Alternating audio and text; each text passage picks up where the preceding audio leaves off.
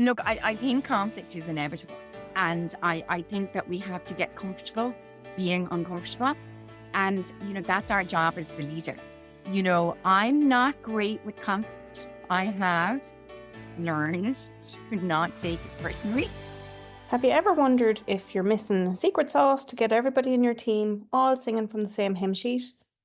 If so, you're in just the right spot. Welcome to the Master Your Business podcast. I'm Deirdre Martin, your triple certified, award-winning, international best-selling author, here to help you make your first 100 grand or maybe even your first million. Today, we've got a powerhouse guest, Sinead O'Neill. She's been an associate VP at AIG Private Bank in Zurich. She's led Waterford's iconic Winterville Festival, and she's a seriously savvy business coach and mentor. In this episode, you'll discover how to create unity in your team, align everyone's roles, and dramatically ramp up your accountability game, even if you're the only person in your business. You're going to leave fired up with actionable tips that you can start using straight away. Get your pen and paper ready. Let's go. Sinead O'Neill, what a pleasure it is to have you on the Master Your Business podcast. Welcome. Thank you. I'm really excited to be here. Thank you for inviting me. Well, it's such a pleasure. First off, with the O'Neill name, that's my maiden name, which just makes me, automatically we're related. But also, I've known you a while now, Sinead, and you never fail to impress me. Every time I meet you, the energy you bring, everything, it's just wonderful to have you. So before we dive in, why don't you tell us a little bit around your background and what you're doing today? Okay, so whoa, how far will we go back? I joined in my early 20s. I joined the civil service and spent a few years in that. I kind of moved between government departments and then what was known as the VEC. So I spent some time in what is now SETU. Back then it was called the Regional College in Waterford. And then I decided to broaden my horizons and moved to Dublin and worked for the most amazing company in Dublin with whom I just gained so much experience. And they were a really innovative company in that they grew from within, and back then that was quite unusual. And I completely thrived in that environment. And then oddly enough, I moved to Switzerland and we spent 9 years in Switzerland. The girls were born in Switzerland. The visa I went out on, I wasn't allowed to work because those wives were brought out to support the chaps during the IT. So we hung around, but I had enough of that after a while and decided I needed to get a job. At the time, that was quite easy because organizations were preparing for Y2K and I had gone to school to learn German, which I felt at the time was very important to integrate. So I joined a private bank called AIG, which is part of the huge global organization that are AIG. And at the time, it was kind of a small organization when I could have joined, Citibank or UBS or Credit Suisse. But I loved the culture and I loved the people that I met there. They were very dynamic. Most of them were ex-Goldman Sachs. So I suppose they had that edginess that I was kind of drawn to even back then, and an energy and a dynamic that I couldn't get enough of. So I just thought, I'm having this. I spent 6 years with that organization. And when I left, I was associate vice president, which was, for my age, was quite an accomplishment. And that was within the finance department. And then we came back to Ireland and I thought I'd stay at home and do the mom thing. But after a while, that really didn't suit me. The girls weren't getting the best of me and I needed something else. And oddly enough, I went into the construction industry to do a small project for a company and stayed with them for quite some time. But at an event here locally where I live, I met a friend and he had this crazy idea to have this Christmas festival in Waterford. And he asked me if I would give him a hand. And that transpired to be a game changer for not just for me, but for the team that were involved and for the city. We formed Winterville, which is now a phenomenal cultural piece in the city every year. And we did that for 5 years. And I suppose the reason I was invited to join was because I had the background of visiting all of the Christmas markets and all of that good stuff, in Zurich, where I was based in Switzerland. You have access, to Italy, to France, to Austria, to Germany. within an hour or two from your front door, which was hugely exciting. So the deal always was when we would be coming back at the weekend from skiing, if I drove, the guys would go to the Christmas market or the Christmas festival so that they could have a beer or a glühwein. So that was always the deal. So I was involved with Winterfest from 2011 until early 2017, which was huge. I was a consultant to Waterford City and County Council, and really that was the start, the beginning of the end, as they say, for me going to work for myself. I was lucky enough that my husband had his own private company. So I was able to, and I was obviously silently involved in that. So I was able to do that. So really, I've been working for myself now 2013. COVID, as it did for everybody, changed so much. I needed to be at home with the girls. I had taken my coaching qualifications in 2015, and I was coaching in winter or in COVID when I didn't really know what I was doing. And I thought, maybe I should be getting paid for this. People wanting to leave jobs, people changing careers, it changed so much with people in the workplace. So I set up my coaching business. And here we are today. Here we are today. And so, in that coaching business now, I know it's a lot of coaching and mentoring that you're doing. And I know that the types of people that you tend to work with tend to be small business owners like we are, Sinead, but also they have teams, and even some of them are organizations with big teams as well, because teams are your thing, right? They Talk, are. Yeah. talk to us about the teams. Well, I suppose as CEO of Winterfell, I was managing a huge team, right, or leading a huge team. And I suppose I am energized when I'm surrounded by people. So I suppose the business has really gone, yes, of course, there's that coaching element now, but it is mostly mentorship. And I suppose within that, if somebody in a small business owner is working with me, we're the team. That business owner and I are the team. Or if we are working with a slightly bigger organization, I become part of the team. So I get stuck in, and I work with organizations, and I always say to them, I'm going to say we, us, because I am in it now. I'm part of that team. And I suppose that teams are what drive organizations. And when you have a cohesive functioning team, then you have a thriving business. And it isn't always easy. And, certainly many organizations in COVID expanded rapidly. And, many would have now teams that I suppose they didn't expect they might have, or they might have promoted from within.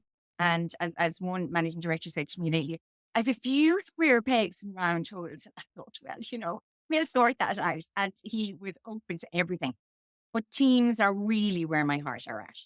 And whether that's the singular business owner, that solopreneur, and that's a team, or a slightly bigger organization. Yeah, I love that. And I think, I've done the Lift Ireland thing I know some of my audience is outside Ireland. They're in the UK and US, largely outside of Ireland. And even Irish people mightn't have heard what Lift Ireland is. But Lift is Leading Ireland's Future Together. And it's very much around empathy, resilience, listening, and all of that sort of stuff. And where I'm coming from with this, and you're like, what is she talking about? Is that with Lift, what I love about Lift Ireland is that it helps see everyone as a leader, right? And Yes. their whole mantra is that everybody is a leader, whether it's at your kitchen table, at your desk, if you're by yourself in your own solo place at home, Yeah. whether it's in the boardroom of a voluntary organization or wherever it is, every single person is a leader, and how you choose to lead is totally up to you. And so Yeah. for you, Sinead, as somebody who leads teams and works with teams, what are the common things that you see crop up for people and small businesses like ours? A fundamental thing that crops up time and time again is the understanding of roles and responsibilities within small or large organizations. Do our colleagues know exactly what we do in that organization? With the financial background, we used to blame IT for a lot of things. Right. But actually sometimes it wasn't about the IT department. It was about a process or a procedure that we hadn't changed in some time, or we hadn't addressed. to meet the new situation or the new strategy. But I do think that communication of who does what and what their impact is on the organization. And I think there's a lot of misunderstanding within organizations down to the basics of what is that person's role? How are they, impacting, contributing, supporting the team? Are there different collaborations between departments or individuals? And I think that's a huge piece that organizations need to have clarity on. That makes total sense. And I think, like, how I see it is, and I see this with a lot of my clients, some of them don't have employees. A lot of them have contractors. I've been really lucky. I've had people come on the podcast. I had fantastic Louise and Meehan come on and talk about hiring Yeah. first employee, and we talked about employment law and contracts and stuff. And I had Laura come on as well. And Laura helps people with virtual assistants and helping maybe find the right placement for the right virtual assistant. And so how I see it is like my team, I have 7 people on my team. There's 7 different contractors. I do Right. call them my team. Yeah, of But course. I'd love to learn from you today in this session. It kind of feels like a personal one-to-one mentoring session, but I think people listening will benefit also from the same question is that, I see myself as their client, but I also see them as part of my team. So what would be like, how could I do this better? Or if you were coming in as my mentor to help me improve this team and the roles, responsibilities, and all of those things and really get clarity on that, where would we start? I suppose we'd start by being clear about what each person's responsibility within your team is, and Hmm. to ensure that they understand, who else is on your team. I find a lot of, and you're right, we hire contractors, we don't take on full time PRSI employees. And that is great because those people are building their own business too, and we are supporting them in that way. I think everybody on the team should know who else is on the team, what their role within that team is, and to see if we can have that cross discussion from time to time now. I mean, time doesn't always allow, but to have that understanding of, again, as I said earlier, that impact that each person is having as part of that team. And I love the idea of contractors coming together because we're all, you know, sailing our own ship and we're all learning from each other. And in those conversations, somebody might say, well, actually, I tried this a little mini mastermind, right? A little bit of brainstorming around how we do things, how we could change things. Somebody who's in a role of VA may have seen something, heard something, learned something that could help the content creator, that could help the database manager, the IT person. And I think it's that cross sharing of my role is this, I've experienced this, I learned this from somebody else. It's that cross sharing. And I think that builds a cohesive team, but I also think it broadens the knowledge base within the organization. And in terms of like setting out the roles and responsibilities, I'm guessing as the leader, like that's my job, right? Yep. Gotta own that. And I think sometimes as an entrepreneur where I'm growing and I'm feeling my way through things and I know, we're probably all the same, but it's like how in terms of that role and responsibility, like how can I clearly articulate what that is or is there a smart way to do that or where do you begin? I think there is. I think, as solopreneurs and entrepreneurs, when we get to that stage of I need to hire a VA, I need to hire a content creator, I need to hire a social media person. I think that we first of all need to clearly define what we need in our business.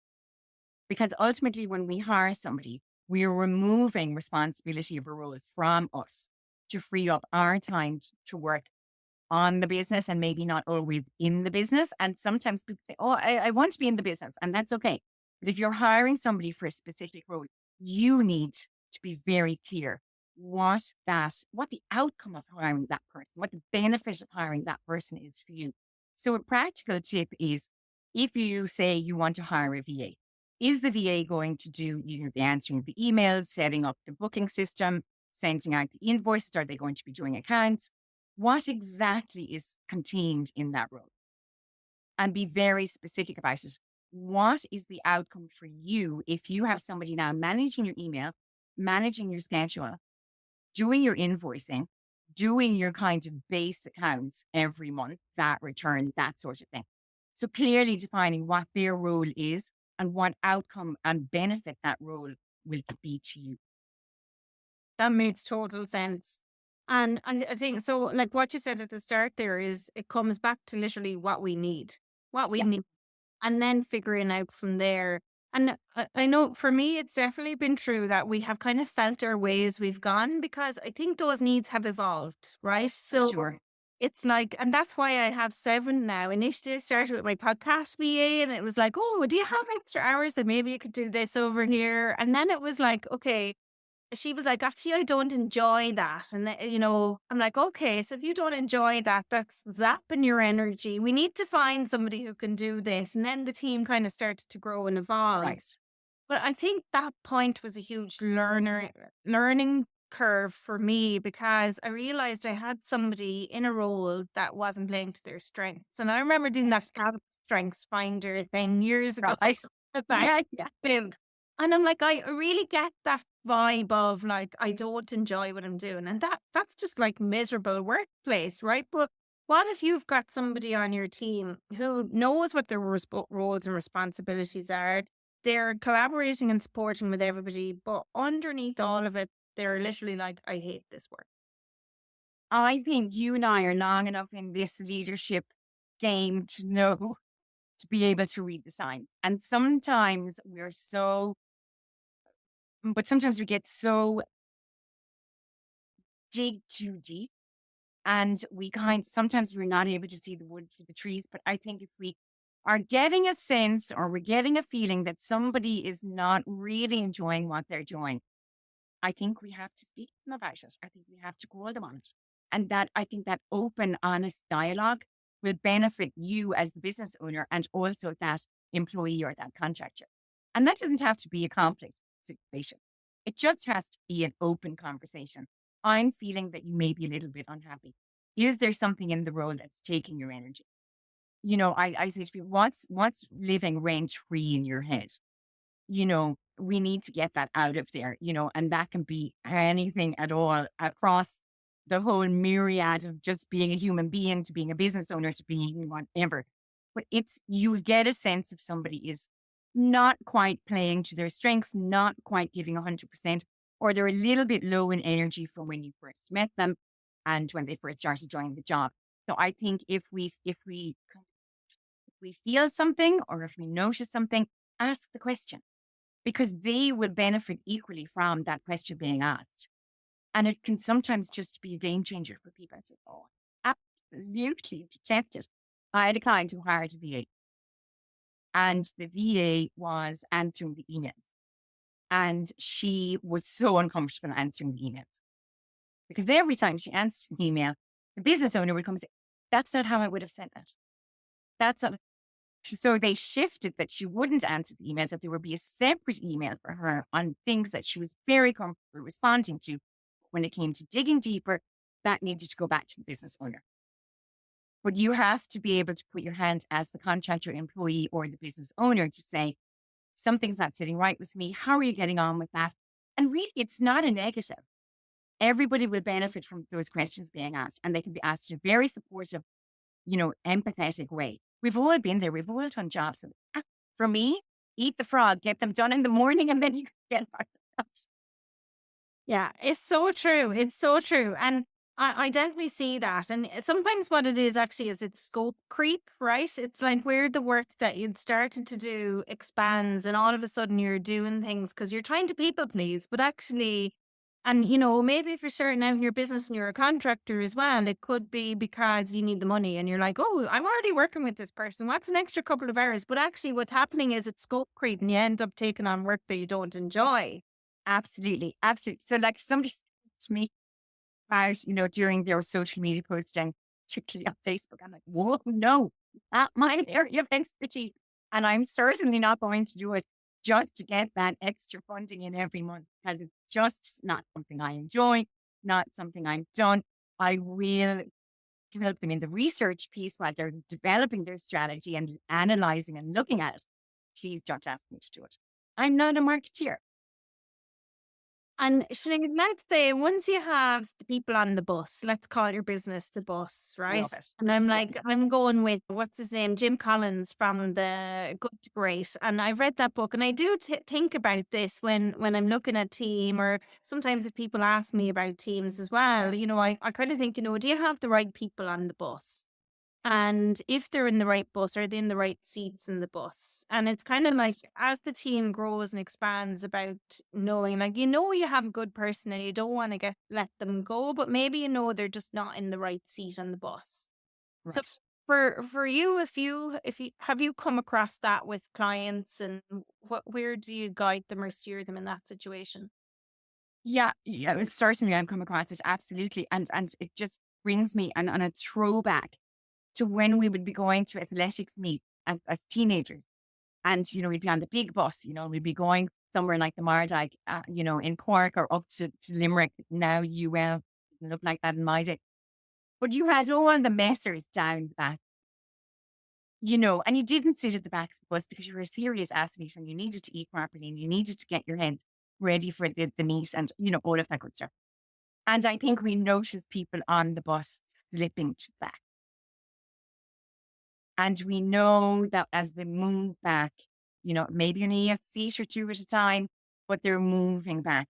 And I think that their energy drops significantly, or it skyrockets, and there's that giddiness. And I think that's a flag for any business owner. And again, for me, the key to having a functioning, cohesive team is communication. And if we're not speaking with our team, and I fear that most leaders forget this, a simple conversation, a simple question can give somebody the out to say, oh, actually, really, I'm struggling, or that's not working for me, or thank you for asking, but I think I've come to the end of the line. Maybe within bigger organizations, they can take a step to the side, maybe take a step back if they've got other stuff going on in their lives. But for a successful leader has to be a communicator. And if we're not empathetic in that communication, we're making a path for failure for ourselves and for our teammate. How often should we be communicating? Like, is there too much communication? Like, sometimes I'm like, I want to communicate, but I don't want for you to feel like I'm micromanaging you, or I'm a control freak, or that thing, but it's like, I'm approachable. Let's have regular check-ins and see what's working, what's not. One thing we could do better. One thing that's going well, one thing we can do better. That's something I ask every time. There's magic in that. I love that. Yeah. So I think when you are working with people for a short time, you get, that you need to spend a little bit more time with them, or a little bit less time with them. Ask them, how often is too often? How often is too little? How can we find a communication spot within the diary that works for you? Some people might say, I'd like a text every day to check in on me, if they're working remotely or they're independent contractors, that they're not sitting next to us like the good old days in the office, right? And they might like a text every day. They might like a phone call every day. Now, a phone call every day is not exactly practical when one has a team of 7. However, a quick into the WhatsApp group, how's everybody doing today?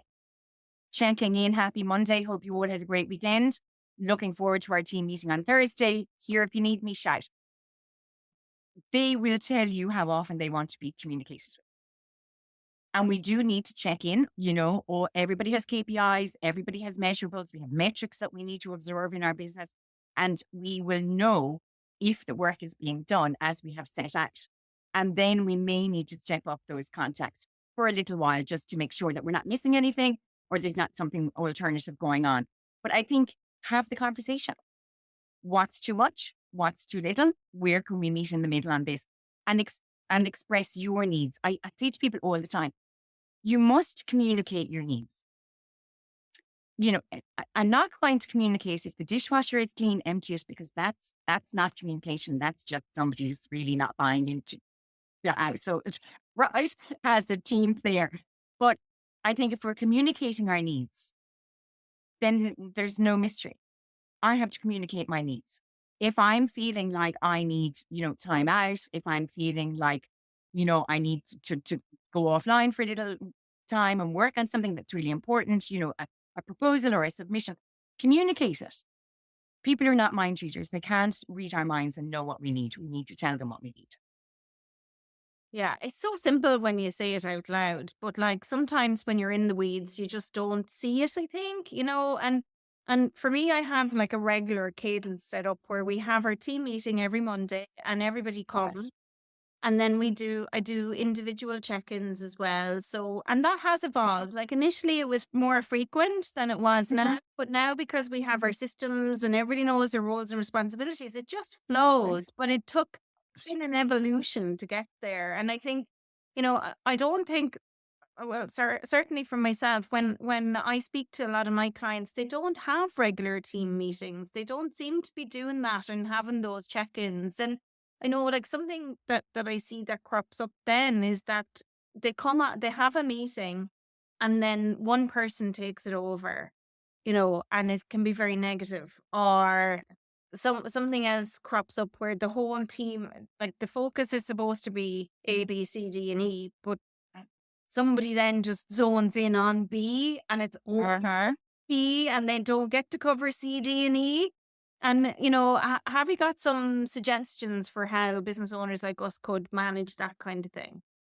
Yeah, I suppose we need to own it. I mean, how many times have we gone to a meeting and we've left? What was the outcome of it? What did we just spend 45 or 90 minutes discussing?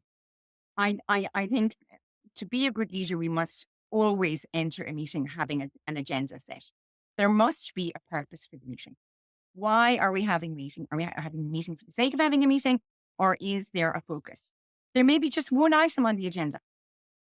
And we need to focus on that one item and have action plans and have outcomes. And, but we need to be communicating that. So the worst meeting to go into is a meeting that has no agenda. It doesn't have to be a full agenda, but the meeting has to have a purpose. There must be an action plan coming out of that meeting, and there must be a purpose for it. And I think that a lot of leaders sometimes feel, oh gosh, I better have a meeting to try to call the gang together and we'll have a chat. I don't think so. They have work to do. So be clear on what the purpose of your meeting is, because everybody then feels empowered. They have that information. I'm also a little bit of a stickler. I don't believe in time management. We all have the same 24 hours in the day. I believe in task management. And I did a course that years and years ago in London. And it was Edward de Bono's 6 Thinking Hats. You have to have a system in place. Why do we have a weekly meeting? Could it be fortnightly? Should we be meeting Monday and Friday to discuss what we planned on Monday? Have we achieved it by Friday? But I think that is the leader's job, is to set that agenda and to have clear outcomes leaving, that, and an action plan leaving that meeting. Okay. First off, now that you've mentioned the 6 hats, I need you to explain a little bit more about what that is, because that was one of the best exercises. I only heard about it last year and it was one of the best exercises I came across. Okay. But also, I think it's really relevant to what we're talking about in so many ways, because first off, sometimes with the team, the whole idea of having a team, especially if you're a business owner with a contractor, as I said, I see myself as a client of those contractors, Yeah. but also they're part of my team. And so it is a case of how can I think differently and what can they bring, and creating that space sometimes to have that sort of brainstorming session is invaluable. I've certainly found that in my business. So the 6 hats exercise we've done that with Brilliant. with my team. So I'd love for you to share what that is. I think it'd be invaluable for listeners if they've never done a sort of a brainstorming session with people on their team. Okay. So I suppose the purpose of the 6 hats is they each have a purpose. And, so we have the blue hat, and the blue hat is about managing the thinking. We can't always manage the thinking, but what we need to do in the context of the job that needs to be done, within managing that thinking, have we allowed for creativity? First of all, if we have an idea and we have, let's take, a company that's embarking on a new project. have we been creative around that new project? Have we explored all the options, all the different things that that project will achieve and accomplish? We need to talk, within that creativity, then a little bit of caution, because we have constraints, budget, time, et cetera, et cetera. But then you have to have an information session. When we've had the kind of the mad creative, those blue sky ideas, then a little bit of caution around, hey, here's the budget or approximate. Then we need to have a little bit of a chat around the information. What exactly is the streamline? What is the project length? And it's discussing the pieces of information that we actually have to hand, and do they fit in with that crazy or mad idea for this fabulous project? And then we have to take on board what the feelings of the team are. Because, you might have somebody on that team who thinks, oh, I see the benefits, because we also have to discuss the benefits. I don't have time. I'm stretched, within my time, every day, every week. I don't have the bandwidth to take on another project. Which project suffers because of that? So I think we have to manage the thinking. We have to be creative, of course. We have to gather all of the information which the team members will give us. We have to have that air of caution. No, the budget is 100,000 and it's not a million. So we need to be realistic in that. And then it's to observe what our team players are feeling about that project. We know what the benefits are. We know what the outcome is going to be. We know it's going to be great. We have to take all of those other things into consideration.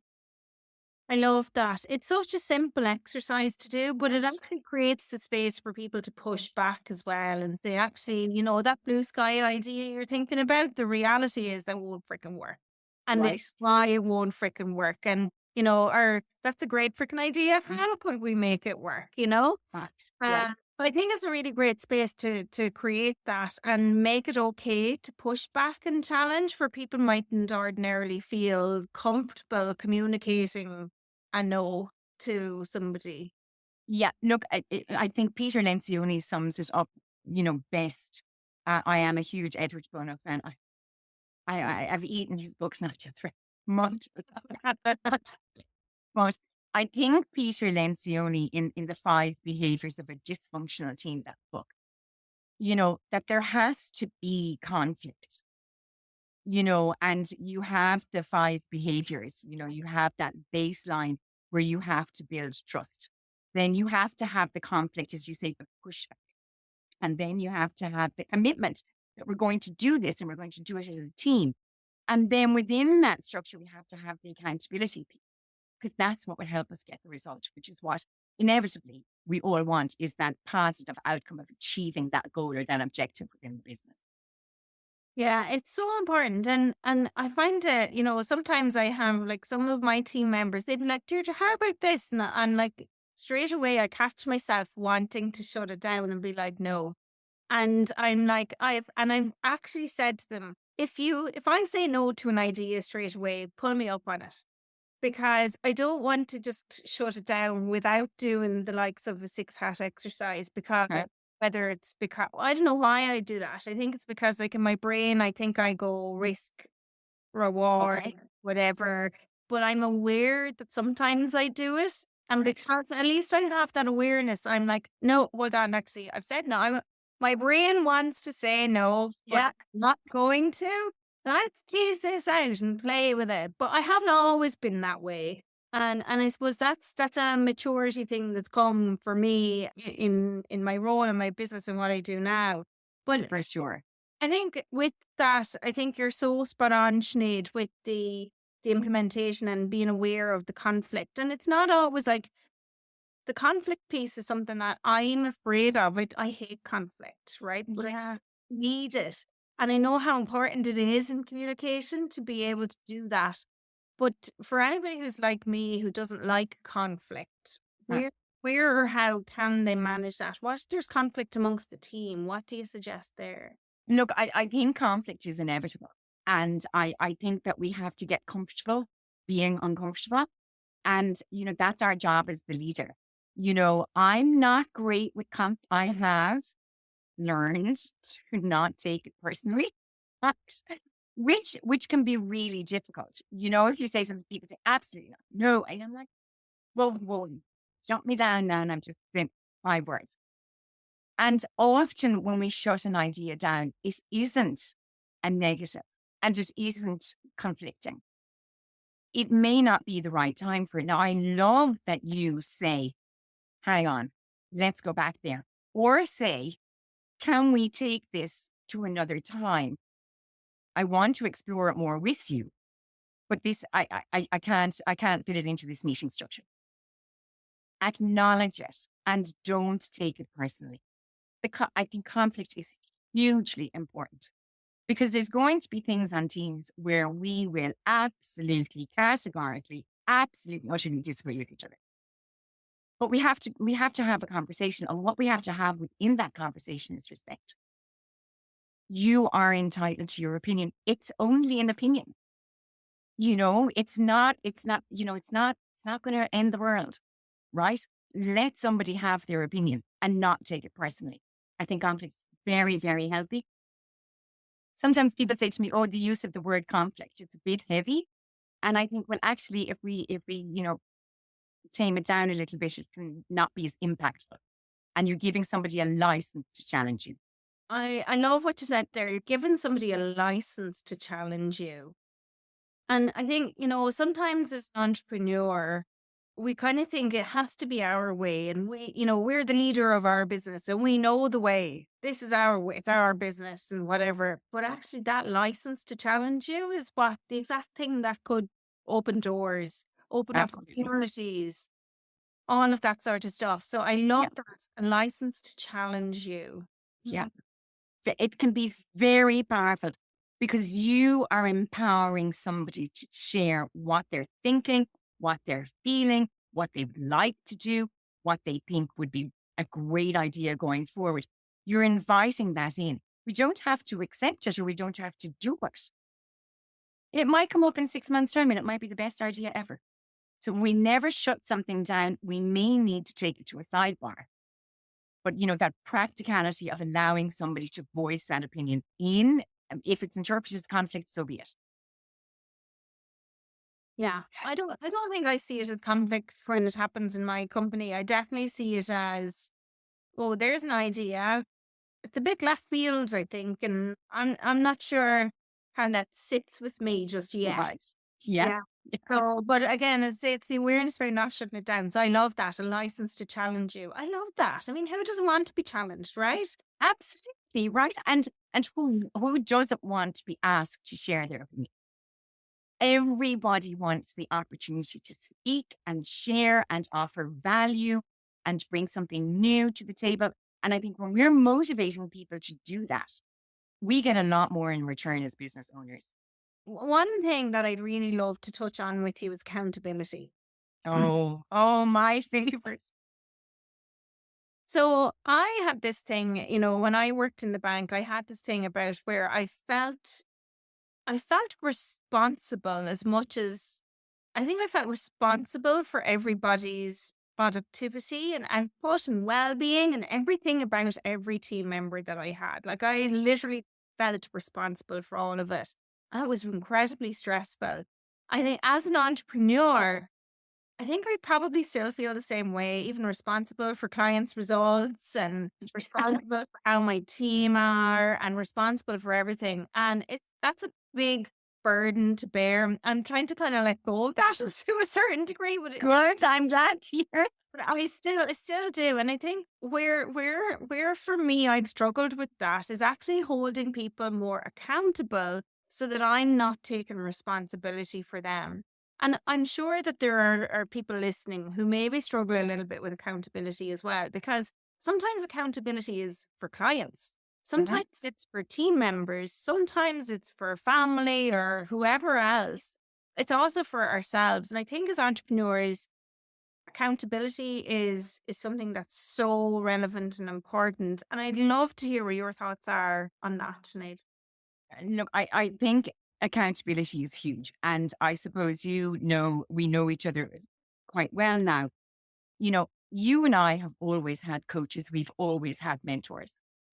And I'm so aware of that responsibility piece that, if somebody is my client, I am accountable.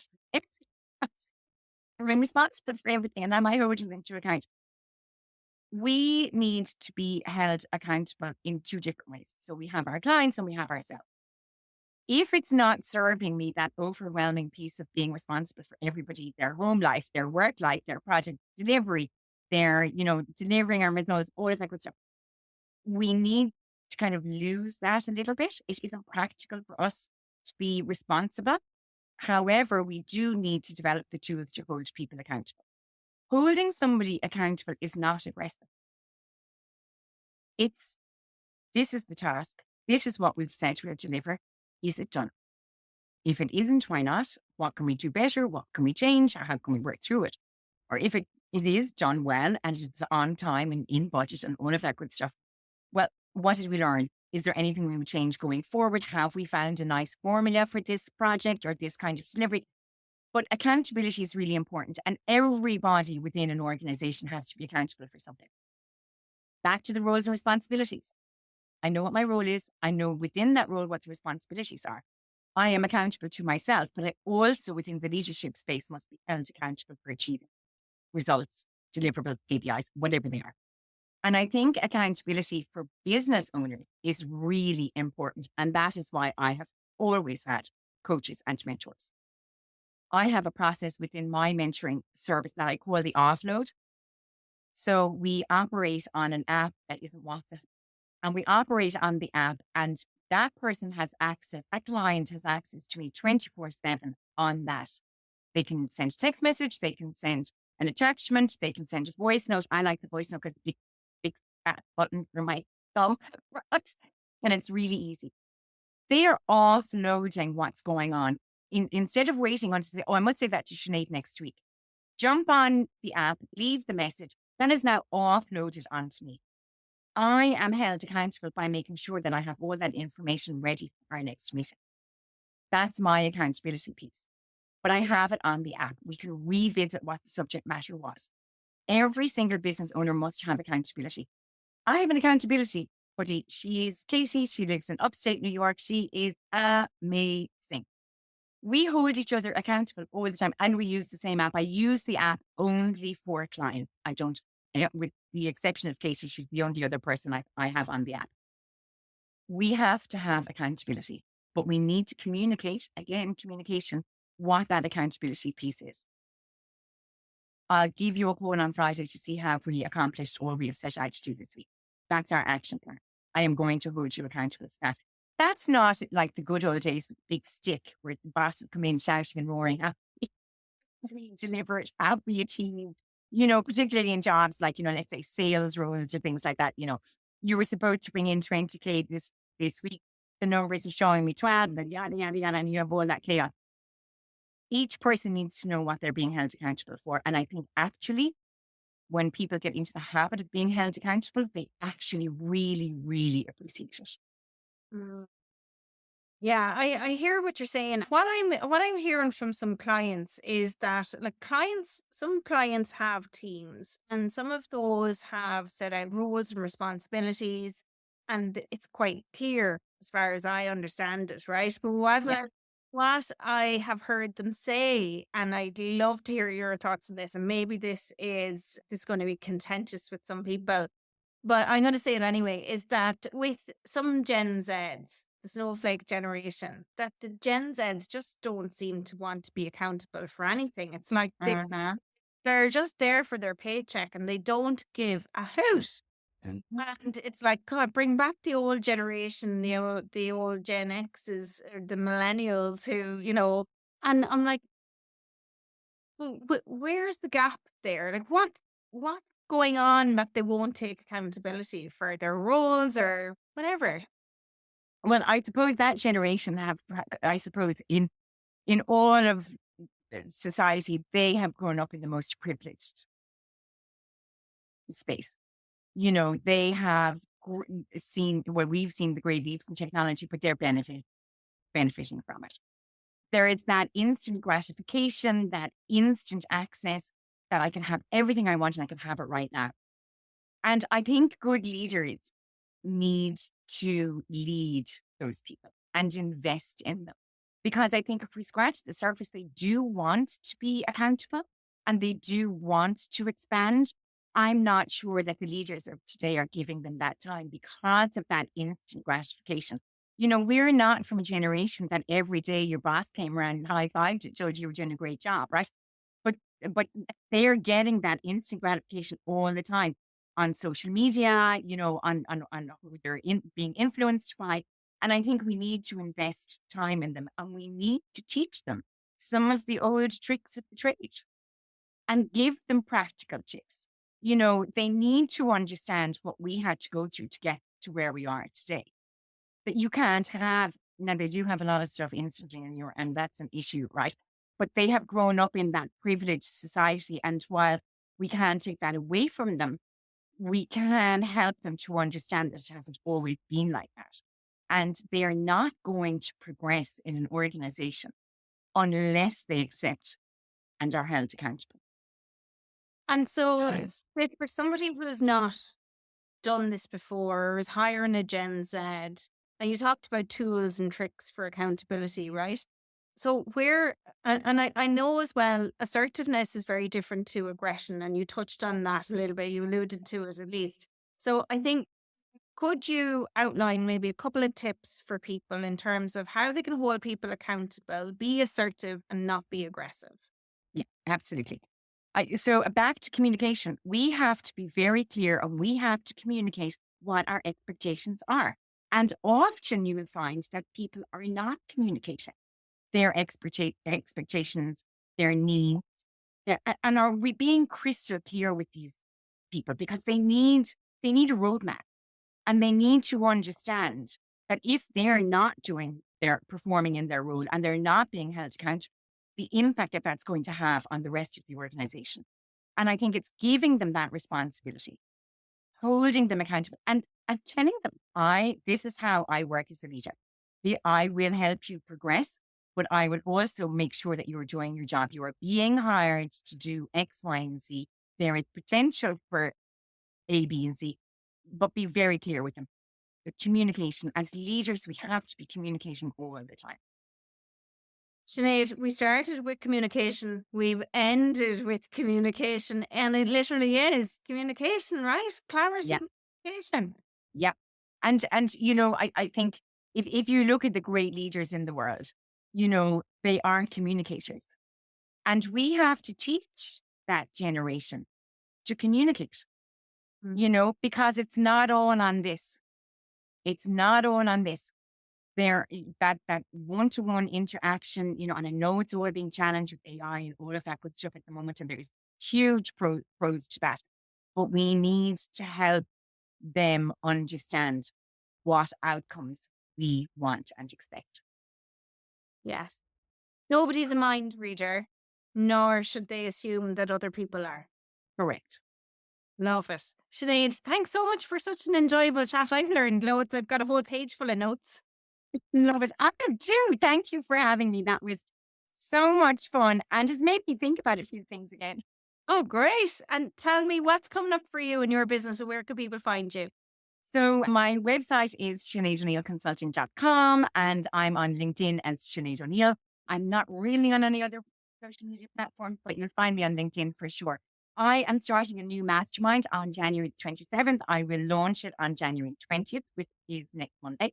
And I'm excited about that. I have a few people lined up for it already. I am going out into the world with my Everything This program and my 5 Behaviors program. And I'm really, really excited to be a Wiley authorized partner and can't wait to bring that to the world.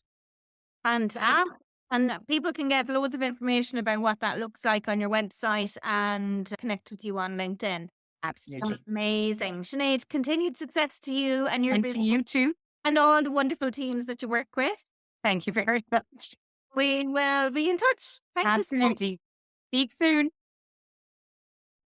Well, there you go. You've just heard an exhilarating deep dive into building stronger teams and keeping everyone accountable. So just to recap on a couple of the points that Sinead made. First off, remember to get crystal clear on each person's role, including your own. Second, give people the license to challenge you.